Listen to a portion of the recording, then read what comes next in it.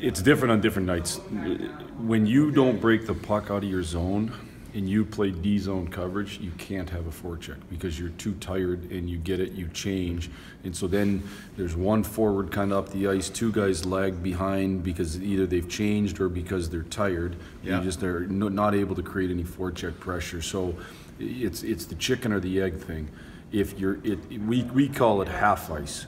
If you can half ice the other team, meaning you forecheck, you stay on top of them, they barely get it out, and you boom, you jam it right back down their throats. You're half icing them. They half iced us last night. They put the puck in behind us. We didn't break it out clean. Then we played D-zone coverage. Then we did everything we could to get the puck out, get fresh people on, and we're right back in our zone. So I think our lack of forecheck last night had much more to do with our inability to get the puck out of our zone than it did anything much to do with the forecheck, to be honest with you.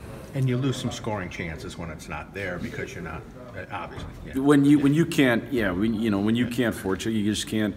You can't create as much. The scoring chances weren't probably as lopsided even strength as certainly the shots would indicate. Right. The score, I think we had the scoring chances at 11 to 12 or 11 to 9 even strength for them.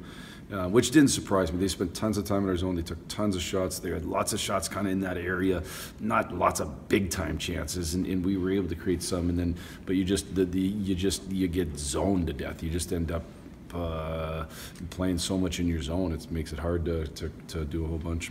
Jeff, is that kind of piggybacking on what Greg said? Is if the forecheck is going, then you will generate more shots, right? Is that? Well, 100%. Like I think. It's a little bit, it's kind of, it's mathematical. If you spend more time in your zone, they're going to generate more shots. You spend more time in their zone, you're going to generate more shots. But again, it comes down to a little bit what happens first. I guess if you establish a great forecheck, then it's easy to break out because they're changing.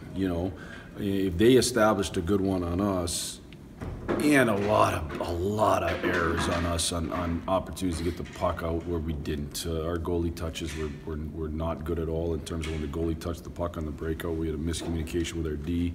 Is that a result of 4 young D? I don't know. Mm-hmm. We've worked on it. We're going to have to clean that up 100%. And then as a result, you just spend more time in your end. You can't create the forecheck. This upcoming road trip, back-to-back West Coast, then you're here for a game, and then you're back on the road.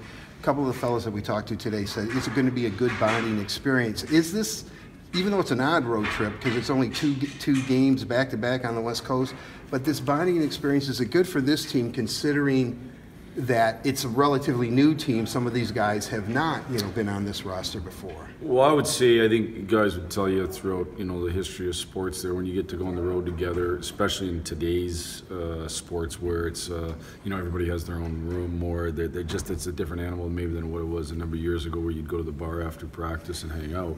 You don't do that, and so the fact you can get on the road a little bit and hang out, then you can create some bar. Now, I don't know that they're going to the bar, but at least they can hang out.